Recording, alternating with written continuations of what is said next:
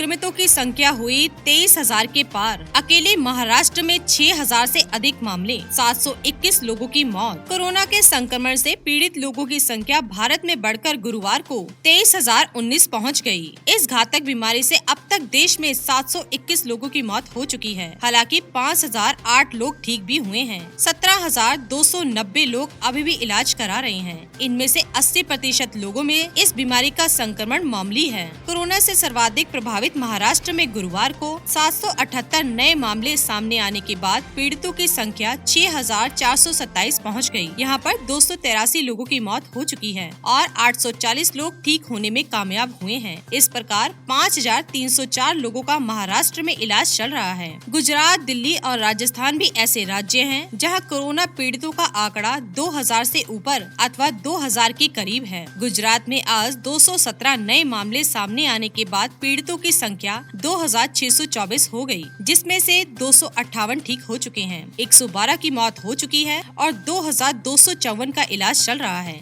देश की राजधानी दिल्ली में भी कोरोना से संक्रमित लोगों की संख्या 2,376 पहुंच चुकी है। गुरुवार को यहां 128 नए मामले सामने आए। सुकून की बात यह है कि यहां पर महाराष्ट्र के बाद सबसे ज्यादा 808 लोग इस बीमारी को मात देने में कामयाब हुए हैं, जबकि 50 लोगों की मृत्यु हो चुकी है। इस प्रकार दिल्ली में 1,518 सक्रिय मामले हैं। राजस्थान में भी संक्रमण 2,000 के करीब पहुंचने वाला है। गुरुवार को यहां पर 76 नए मामले सामने आने के बाद पीड़ितों की संख्या 1,964 हो गई, जिनमें से 451 ठीक हो चुके हैं। 28 लोगों की मौत हुई है और 1,485 लोगों का इलाज चल रहा है। मध्य प्रदेश में भी कोरोना का संक्रमण तेजी से बढ़ रहा है। यहाँ गुरुवार के 10 नए मामले सामने आने के बाद पीड़ितों की संख्या 1,687 पहुंच गई, जिसमें से 203 ठीक हो चुके हैं। 83 की मृत्यु हो चुकी है और 1,401 का इलाज चल रहा है। तमिलनाडु में 54 मामले सामने आए। इसके बाद यहाँ पीड़ितों की संख्या 1,683 पहुंच गई, जिनमें से 752 ठीक हो चुके हैं, लेकिन 20 की मृत्यु हो गई है और 911 का इलाज चल रहा है। उत्तर प्रदेश में 61 नए रोगी सामने आने के बाद कोरोना वायरस पीड़ितों की संख्या 1,510 पहुंच गई, जिसमें से 200 अच्छे हो चुके हैं। 24 की मौत हो गई है और 1,280 का इलाज चल रहा है। इन सबके बीच लॉकडाउन खत्म होने में अब केवल 11 दिन का समय बचा हुआ है। ऐसी स्थिति में आगे की रणनीति क्या हो सकती है, इस बारे में जानने की उत्सुकता पूरे देश को है। क्या उन प्रदेशों को राहत दी जा सकेगी जहां पर यह संक्रमण बहुत तेजी से फैल रहा है? गोवा, मणिपुर, त्रिपुरा, अरुणाचल प्रदेश जैसे छोटे राज्य कोरोना से मुक्त हो चुके हैं। वहीं लद्दाख जैसे कुछ केंद्र शासित प्रदेशों में संक्रमण समाप्ति की ओर है। देश के बहुत से हिस्सों से आशाजनक समाचार मिले हैं, लेकिन 7 शीर्ष राज्यों में जो स्थिति बनी हुई है उसको देखकर सरकार चिंता में है, क्योंकि देश की अधिकांश आर्थिक गतिविधियों का केंद्र यह राज्य ही है।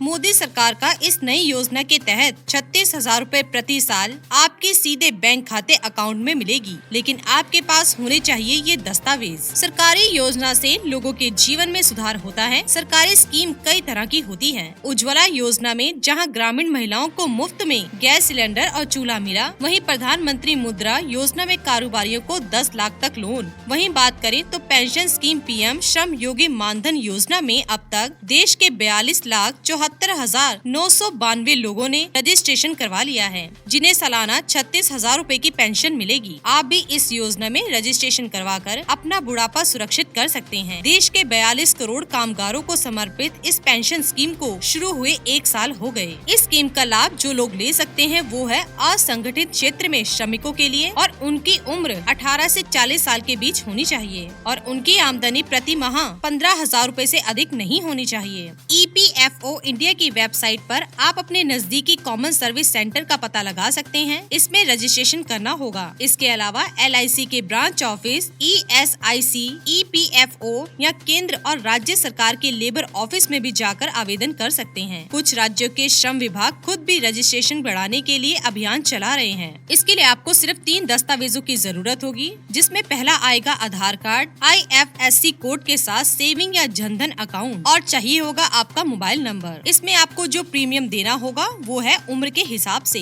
अगर कोई 18 साल की उम्र में स्कीम से जुड़ेगा तो उसे 55 रूपए प्रति माह जमा कराना होगा। 29 साल की उम्र वाले को 100 रूपए और 40 साल के श्रमिक को 200 रूपए देना होगा। यह अधिकतम प्रीमियम है। आपको यह रकम 60 साल की उम्र तक जमा करनी होगी। आप जितना प्रीमियम जमा करेंगे उतना ही सरकार भी आपके नाम से जमा करवाएगी।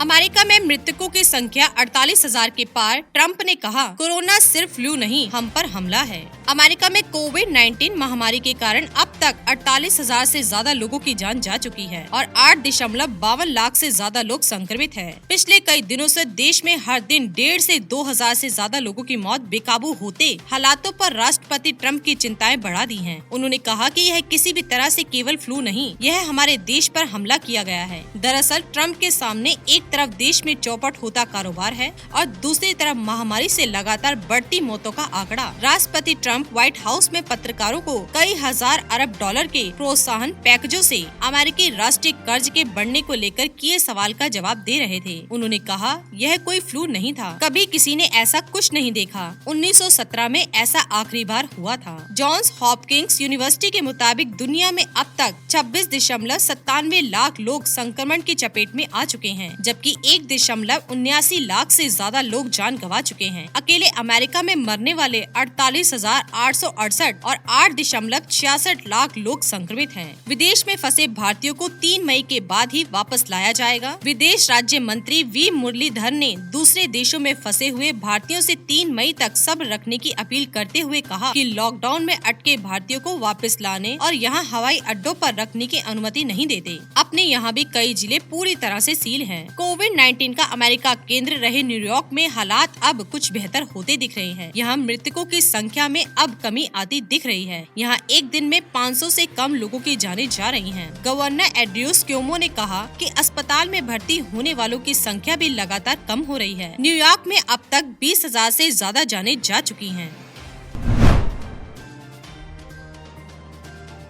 अक्षय तृतीया के मौके पर जान लीजिए सोना खरीदने बेचने के नियम, नहीं मानने वालों को होगी जेल। अक्षय तृतीया पर सोना खरीदना शुभ माना जाता है। अगर आप भी सोना या फिर सोने के गहने खरीदने जा रहे हैं तो ये खबर आपके लिए बेहद जरूरी है, क्योंकि सोने के गहने खरीदने के नियम बदल गए हैं। सरकार ने सोने और चांदी की ज्वेलरी पर हॉल मार्किंग अनिवार्य कर दी है। नए नियम के तहत गहनों की बिक्री के लिए 1 साल का समय दिया है। 15 जनवरी 2021 के बाद से बगैर हॉल मार्किंग का गहना बेचना कानूनी अपराध होगा। इसके लिए आभूषण विक्रेताओं को जुर्माना या सजा या फिर दोनों हो सकते हैं। केंद्रीय उपभोक्ता मामले के मंत्री रामविलास पासवान ने इस साल की शुरुआत में बताया था कि सोने के गहनों पर हॉल मार्किंग अनिवार्य करने की प्रक्रिया 15 जनवरी 2020 से शुरू हो रही है और 1 साल बाद 15 जनवरी 2021 से यह कानून लागू हो जाएगा। इस कानून के लागू होने के बाद बगैर हॉल मार्किंग के सोने के गहने बेचने पर ज्वेलर्स को भारी जुर्माना भरना पड़ सकता है और उन्हें जेल की सजा भी हो सकती है। हॉल मार्किंग से ज्वेलरी में सोना कितना लगा है और अन्य मेटल कितने हैं, इसके अनुपात का सटीक निर्धारण एवं आधिकारिक रिकॉर्ड होता है। नए नियमों के तहत अब सोने की ज्वेलरी की हॉल मार्किंग होना अनिवार्य होगा। इसके लिए ज्वेलर्स को लाइसेंस लेना होगा। अगर आपके सोने के गहनों पर हॉल मार्क है तो इसका मतलब है कि उसकी शुद्धता प्रमाणित है। असली हॉल मार्क पर भारतीय मानक ब्यूरो का तिकोना निशाना होता है। उस पर हॉल मार्किंग सेंटर के लोगों के साथ सोने की शुद्धता भी लिखी होती है। उसी में ज्वेलरी निर्माण का वर्ष और उत्पादन का लोगो भी होता है। अगर आपको संदेह है तो आप पास के किसी हॉल मार्किंग सेंटर में जाकर ज्वेलरी की जांच करवा लें। सोने के गहनों पर हॉल मार्किंग के लिए देश भर में जिला स्तर पर सेंटर खोले जाएंगे और ज्वेलर्स के लिए BIS के पास रजिस्ट्रेशन करवाना जरूरी होगा। हॉल मार्क के बिना सोने के गहने और कलाकृतियों बेचने पर ज्वेलर्स को भारी जुर्माना भरना पड़ेगा और उन्हें 1 साल जेल की सजा भी भुगतनी पड़ सकती है। यह कानून 15 जनवरी 2021 से लागू होगा। BIS कानून के तहत 1 लाख रुपए तक या आभूषण की कीमत के 5 गुना तक जुर्माना भरना पड़ सकता है। साथ ही 1 साल की सजा भी हो सकती है। जुर्माना या सजा का फैसला अदालत करेगी। सोने के गहनों पर भारतीय मानक ब्यूरो की हॉल मार्किंग अनिवार्य करने का आदेश 15 जनवरी 2020 को जारी हो गया है। इसमें आम उपभोक्ताओं को धोखाधड़ी से बचाने के लिए सोने के गहनों पर अब हॉल मार्क को अनिवार्य किया जा रहा है। BSI की हॉल मार्किंग 14 कैरेट, 18 कैरेट और 22 कैरेट कैरेट शुद्धता के सोने के गहनों पर की जाएगी। हॉल मार्किंग में 4 चीजें शामिल होंगी, जिनमें BIS का मार्क, शुद्धता जैसे 12 कैरेट और 916 असेंसिंग सेंटर की पहचान, ज्वेलर्स की पहचान का चिन्ह शामिल है। दिल्ली NCR में बारिश शुरू, दिल्ली में छाए बादल। एक बार फिर दिल्ली NCR में गुरुवार दोपहर को मौसम ने करवट बदली है। राजधानी दिल्ली के आसपास में जहां बादल छाए हुए हैं और हवाएं चल रही हैं, वहीं फरीदाबाद और गुरुग्राम में हो रही बारिश ने मौसम खुशनुमा बना दिया है। तेज हवाओं के साथ शुरू हुई बारिश के कारण तापमान में भी गिरावट आई है। हालांकि कुछ जगहों पर बारिश ने समस्या भी पैदा कर दी है। इस बेमौसम हुई बारिश के कारण बल्लभगढ़ अनाज मंडी में खुले में रखा हजारों बोरी गेहूँ भी भीग गया। गुरुवार दोपहर से ही कई इलाकों में धूप धुंधली होने के साथ ही बादल छाए रहे। इस बीच गुरुग्राम और फरीदाबाद में जहां बादलों की गड़गड़ाहट के साथ बूंदाबांदी शुरू हो गई है, वहीं दिल्ली, गाजियाबाद, नोएडा में तेज हवाएं चल रही हैं और बादल छाए हुए हैं। हालांकि कुछ जगहों पर हल्की बारिश के बाद मौसम फिर से साफ हो गया। अभी भी दिल्ली और NCR के कई इलाकों में बादल छाए हुए हैं और बारिश हो रही है। मौसम विभाग ने दिल्ली और आसपास के इलाकों में दिन भर बादल छाए रहने और तेज हवाओं के साथ बारिश की संभावना